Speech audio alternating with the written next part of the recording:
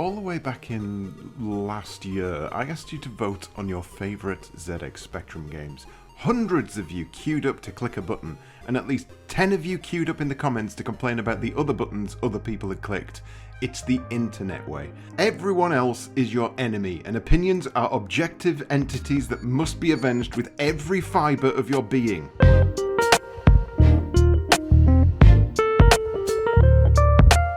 This isn't just a normal top 10 though, because normal top 10s are boring. I'm going to take the top 10 that you guys voted for and try and create a new top 10 using only the filthy cast-offs you kicked into the gutter. Then, I want you guys to comment to say whose top 10 was better. It's mine. Mine's better. And I will fight anyone who says otherwise, because my opinion is an objective entity and must be avenged with every fibre of my being.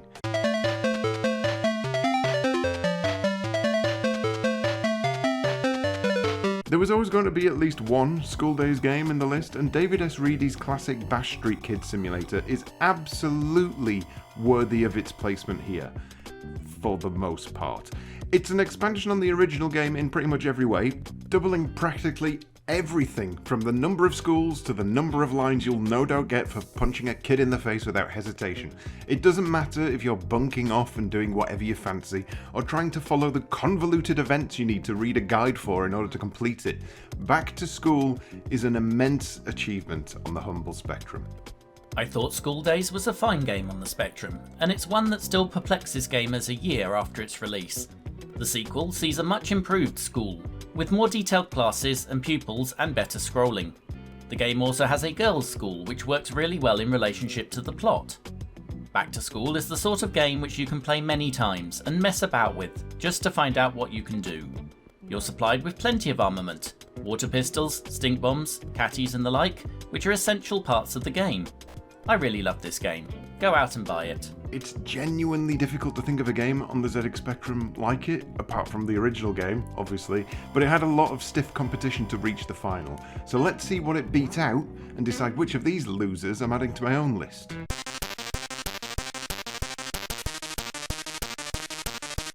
Oh god, this is harder than I thought. Look, I'll be honest, I put Megabucks in the voting list because I love it, but even I'm not stupid enough to add it to this final list because I want to win. So I'm going to break it down to 4 games. Here's my shortlist: Pang, Crackout, Dandy, and sod it, Megabucks. It's great, you're all wrong. Let me just add, there's absolutely nothing wrong with the other games. Don't start having a tantrum already. This is purely based on my personal experience with these games, and also because I will inevitably be pissing off half of the audience every single time I make a shortlist. Even better, I'm not even going to pick my number 10 yet. Stick that in your pipe. Not owning one, I played few games on the Spectrum, but of the ones I did, my favourite was Checkered Flag. Unlike so many early games, it grounded itself in reality. Not to say Manic Miner is unrealistic, but you tend not to get chased down a cavern by a toilet unless you've had some sort of horrible combination plumbing and subsidence disaster. Checkered Flag let you pick a race circuit you had been to in real life and drive round it in what felt like an actual car, with gears and that. The idea that a computer could be used to replicate the real world fascinated me, and perhaps sets me on a path to spending many hours sat in front of a PC staring at very similar cockpit views.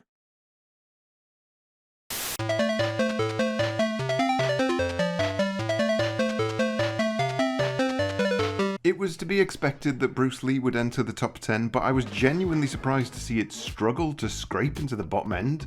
This game had to literally fight through every tier. Apt, because, you know, Bruce Lee fighting and all that. Now, literally everyone gushes over this game when it appears on Twitter or Facebook. You literally just have to say, who remembers Bruce Lee? And everyone will fall over themselves to tell you that they not only remember Bruce Lee, they still play Bruce Lee. And God bless them, it works every time. I could spend an entire week making a video about Bruce Lee and no one would watch it. But ask people if they remember something and they'll crawl through a barrel of glass to sign their name on the dotted line. It even works a bit if you ask people if they don't remember something. Social media is a piece of piss. There's something about this game that makes me come back to it for more. In fact, it's one of the few games that I have ever bothered to complete, and the novelty still hasn't worn off. I think that Bruce Lee must be one of the most original games I've seen. It has well-drawn and animated graphics which make up for the poor sound. I love the way that you actually make physical contact with your enemy, e.g. a punch on the nose or a kick in the ribs, instead of just zapping with a photon laser phaser. The game gets a certain feel to it. I know, I'm a sadist. Another nice touch is the way the two opponents get into a fight if they get in each other's way. I really enjoyed playing Bruce Lee, and although it was easy to complete, I will keep playing it just because I like beating up the nasties. I'm genuinely surprised it's not higher up the list, but so be it. These are your choices, not mine, you lunatics. Speaking of choices though, I need to make mine, the most important choice of all, and here are all the games that Bruce Lee managed to fend off.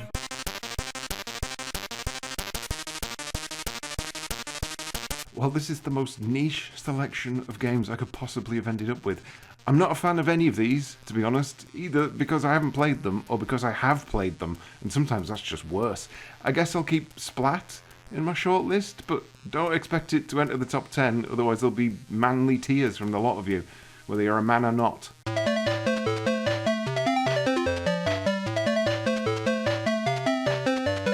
Now we're talking. It's Renegade time, the ZX Spectrum's most consistent who on earth doesn't choose this game for their top 10 game.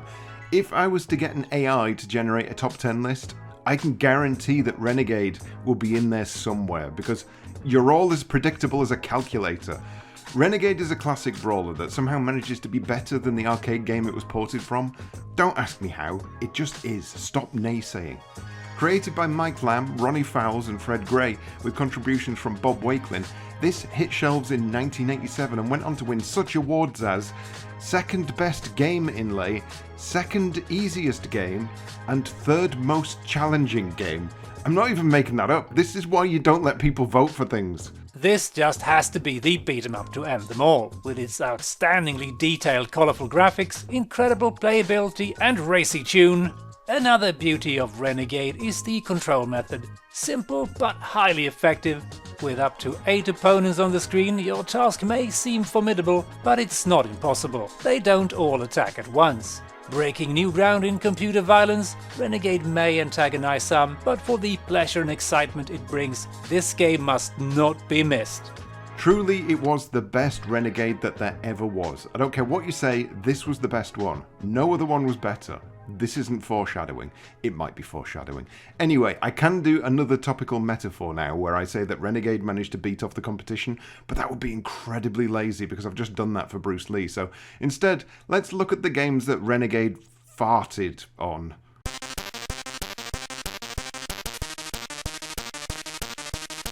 Oof, this is a bit harder. I have to take Minder and Feud because they're just great, and sod it, we'll also go with TLL and Starquake. If you're wondering why I didn't pick Gauntlet, it's because I'm a contrarian and I've decided I hate Gauntlet now. I'm one of those hipsters you've been reading about in the Telegraph. Hello you, Geigerpunk here, and my favourite Spectrum game is this, right here. It's Italia 90. It's Chaos. Chaos. Magic and death on the plane of limbo. Because it goes well with chips. And pineapple fritters. Good game. Good game that also goes well with chips. Possibly the finest multiplayer game ever, let alone on the Spectrum. Just great. Look at it.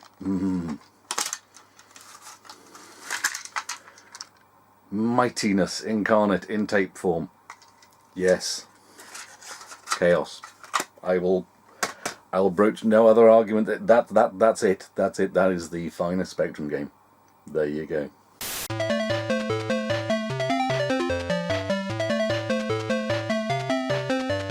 Taking the 7th place spot for gameplay, but most definitely the first place spot for intro theme music, it's Robocop from Ocean, put together by Dream Team Mike Lamb, Dawn Drake and Jonathan Dunn, with fancy loading screen from rose-tinted patron Bill Harbison, who, despite your protestations, did not pay for me to skew the results so that his artwork would appear here. If he'd paid me, it would have been a lot higher because I'm exceptionally cheap. RoboCop is a wonderful side-scrolling shooter with a decent level of variety in its gameplay, coupled with a difficulty that is fairly well executed on the ZX Spectrum, by which I mean it's possible to actually complete it. That's quite a feat. This is also one of the Spectrum's arcade conversions that I personally reckon is better than the arcade version, even if it is all very colour-washed. Without doubt, this is one of the closest translations of a movie ever achieved in a computer game, making this unmissable for all RoboCop fans.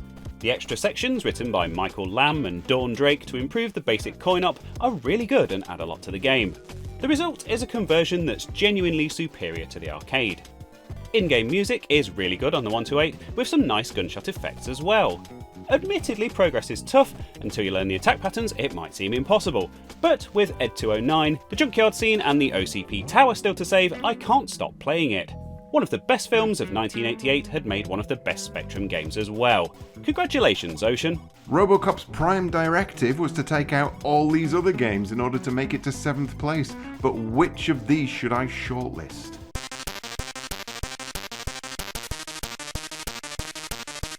Now then, this might be the hardest one yet. I mean, that's a genuine struggle, apart from Kickstart 2, because I hate it more than anything else in existence. Let's also dump Popeye. Okay, I'm taking Mind Out, I'm taking Flying Shark, I'm taking Lords of Midnight, and I'm taking Jumping Jack. Sorry, Stormbringer.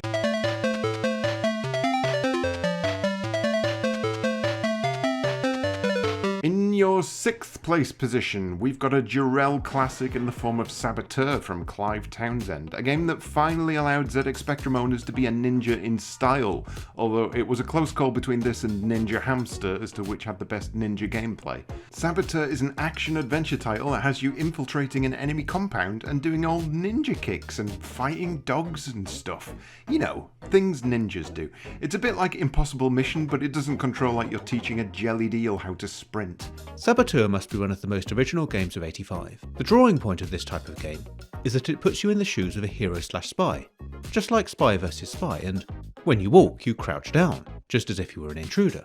The overall game is very addictive due to the variety of routes you have to take on the higher levels. Great use is made of colour. The characters are huge, with no attribute problems at all. One thing that made me laugh was a so-called underground train. It really does look like a brilliant picture of a holiday caravan. I hope Jarrell gets a crash smash for this, because it certainly deserves it. Saboteur went on to spawn multiple sequels, and Clive is still pumping out new games to this day, with Saboteur Deep Cover being released in just 2021. But none of those games appear in your top 10, nor mine, so let's immediately stop talking about them, and look at which games Saboteur saboteured in order to reach this position.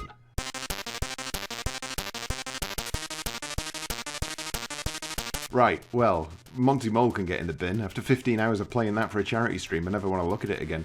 That leaves a couple of easy standouts for me. Batty and Whizball are going in the shortlist. Everything else is going in the bin. See you games, wouldn't want to play ya.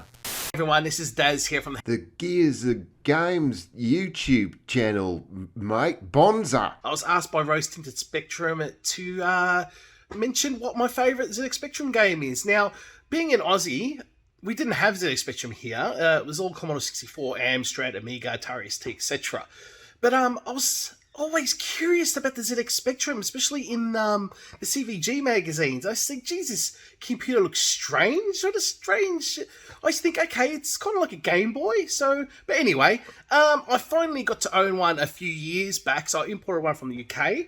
And it's a really hard question which one is my favourite, but I have to put it down to Exelon by Hewson. I love the C64 version, but when I played the ZX Spectrum version, it just felt smoother. It just felt a lot better. The game plays perfectly. That would be my favourite. Second, so I'm going to cheat a little bit. I really like Attic Attack and also like Synapse. But thanks for listening, and yeah.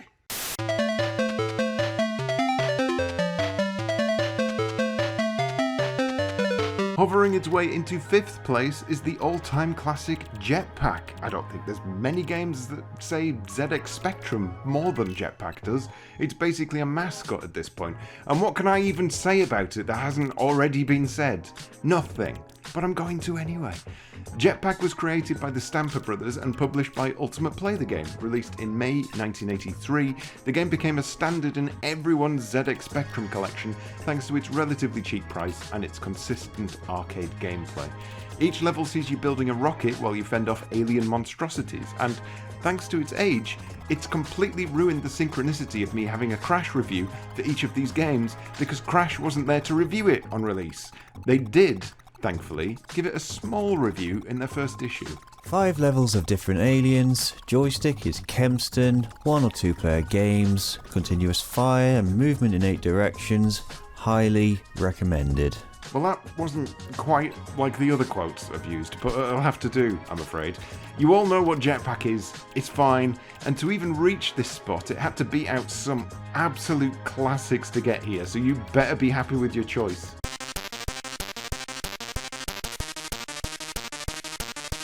I mean, come on, what am I supposed to do here? I could basically put all of these through, but no, I am going to boil it down a bit. Not a lot, but a bit. I'm going to dump Taipan because as ambitious as it is, it's not really something I ever fancy playing. I'll dump Laser Squad and keep Rebel Star. Psst, can bugger off. Mercenary and Carrier Command can go. And sod it, I'll dump Alchemist, Batman, Rex and Cobra. I'm not happy about any of this, lads. This is just how it is. I'm keeping the rest, apart from The Hobbit actually, because reading is for nerds.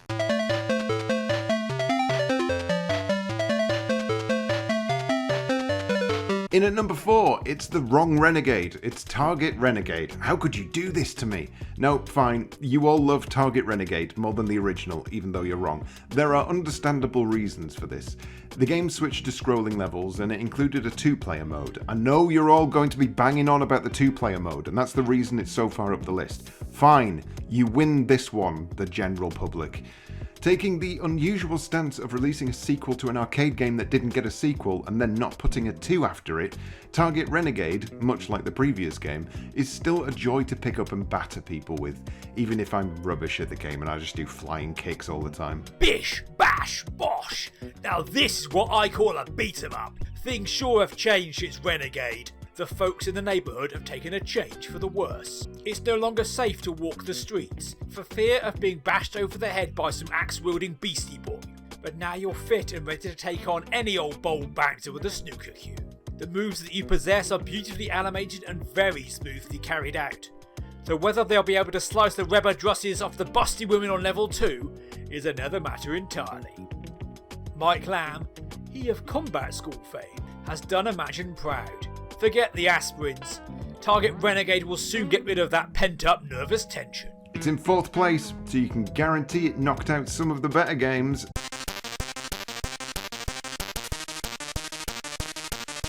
I've got to be honest, this is a pretty easy one for me. I'll take a slice of Turbo Esprit, a dash of Chaos, and just for a laugh I'll stick Total Eclipse on top and call it a day.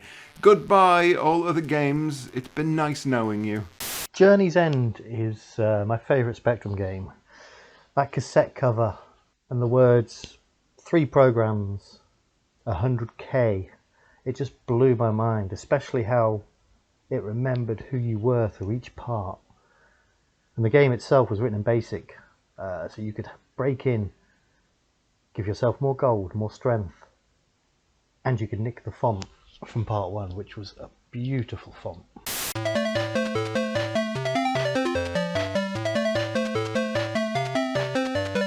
This one's going to be contentious, I reckon, because whenever you bring up Chucky Egg, BBC owners always complain that the physics are wrong. They could well be correct, but we weren't all millionaires with BBCs at home, quaffing our champagne and eating gold.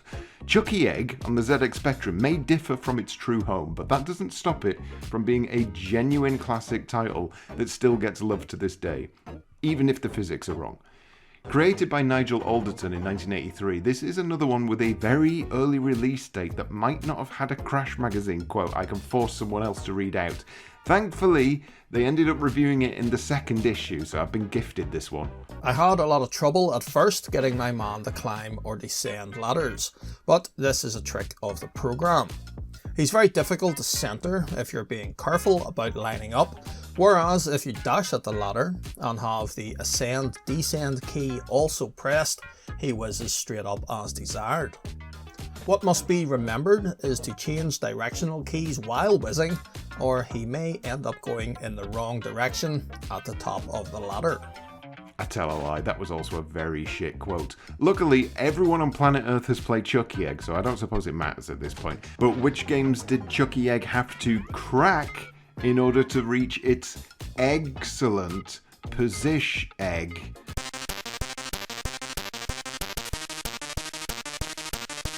Oof, okay, well, this is a mixed one for me, and I'm going to do it as fast as possible so that you potentially don't notice the ones I throw away and get so incredibly angry that you start a fire.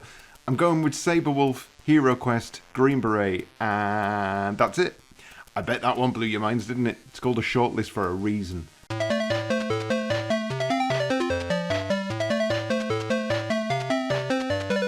In another example of why democracy doesn't work, School Days makes it into the second place slot because people remember the first one more than the second one, presumably. I think it's just a nostalgia thing. Back to School is the same game but with more in it, so having both games in the top 10 and also having them the wrong way round is exactly what you'd expect when you give people 24 hours to make a decision. That's not to say School Days is bad, however. It truly is a classic game and one that should definitely be in the top 10. If it wasn't for the fact a better version already was.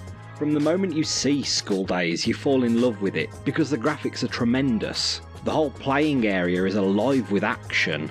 The cast of characters is presented in a long menu which introduces each recognisable graphic, tells you who they are and their names, and allows you to change them if you want. The game has the feeling of an animated comic strip with the teachers' and pupils' comments all appearing in balloons. Playing the game requires a lot of attention to keep up with everything that's going on, and even if you don't feel up to a day at school, you can always sit back and watch it happen around you on the excellent demo. Microsphere seem to have a knack of finding unusual themes for games, and this is no exception. They also find the great graphics to go with it. I can't imagine anyone being disappointed with School Days. 100 lines for you, voters. You've made a mockery of the sacred top 10 system and you should all feel ashamed.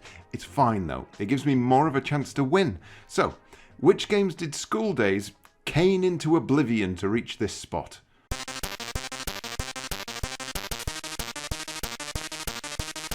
Okay, well, honestly, not many I think I'd put into a top 10. I'll take Trapdoor, I'll take IK Plus, and then I'll wave goodbye to all the others, wiping away a tear as the train leaves the station. My favourite ZX Spectrum game is Arcadia, and this is why. It was the first computer game I played at home in my own bedroom that felt on a par with actual arcade games. As a fan of Galaxian and a massive fan of Gorf, I found this game scratched those itches adequately. The roar of the player boosting up the screen and the plip-plip laser bolts were incredibly effective. I'm no scientist, but I'm sure that's exactly how lasers sound in real life. And the enemies! It has loads! 12 levels each with unique waves of alien goodness. Pylons, butterflies, birds, nails. Okay, not exactly aliens, but each of them moved in a unique way, demanding you learn a different tactic to beat them. As early home shmups go, this was one of the best.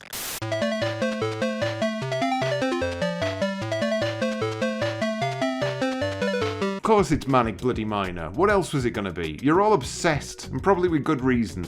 There's not a great deal of games that work as well today as they do on their day of release, and with this day of release being some random day in 1983, that's an impressive accolade to keep. Matthew Smith's epic platforming hellscape is quite possibly the most famous game on the ZX Spectrum, so it's lucky it's also a good one. Based on the date, once again, Crash didn't review it at the time, but they were kind enough to write about it in their living guide. This is the best platform game around. In fact, it's probably the best arcade game for the Spectrum. From the moment the full-colour title blasts onto the screen, accompanied by what sounds like the massed Coldstream Guards band, it's all wonderful. An amazing demo mode takes you through endless levels to whet the appetite. Control keys are simple, left, right and jump, and it seems incredible that Bug-Byte managed to pack so much animated detail into one 48K program. You must take Willie the Miner through the warrens of a long-abandoned robot-worked mine beneath Surbiton, collecting keys at each level in order to proceed to the next. Jumping up the platforms is easy, avoiding the slime, poisonous pansies and manic mining robots is not. Some platforms collapse when you tread on them, but forward planning lets you use these on your way back down to the portal. Excellent quality all round and top-notch value. Highly recommended. Highly recommended indeed, and continually so. But to reach this spot, the little man in the little hat needed to work his way through this pile of classics and, not so classics.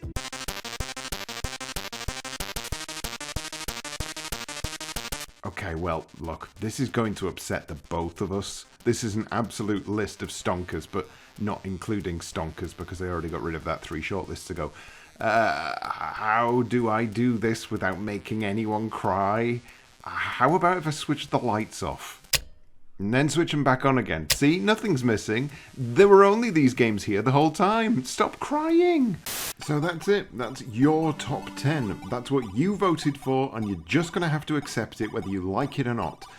Now, I was going to make this into one giant video where I delve into my picks and choose my top 10. I've already done that, in fact, but then I thought, hold on a minute. I've got 2 top 10 videos here, and I'm shoving them all into one video. These people love top 10 videos. If I make 2 of them, I'll be rich and famous within a week. Also, it's funny if I just don't tell them what my top 10 is yet, and they'll have to watch the next video, otherwise they'll die of curiosity. I'm an absolute genius, and I can tell I've set you all on edge already, because my top 10 is going to be the best top 10. That's just a fact, because I made it. This is a good time to remind you that if you're not subscribed to the channel yet, make sure you do that. It won't help you in any way, because YouTube just picks and chooses what it wants you to watch anyway. I suspect you'll be back on the cat videos after this. I know your game. Catch you in the next part, everyone, where I will win this stupid game of top 10s, and where you'll also probably be incredibly pissed off by my choices. That's how you win the social media game, boys and girls. You say things that other people disagree with, and you make thousands of pounds a second. I'm ordering a yacht as we speak. Anyway, bye.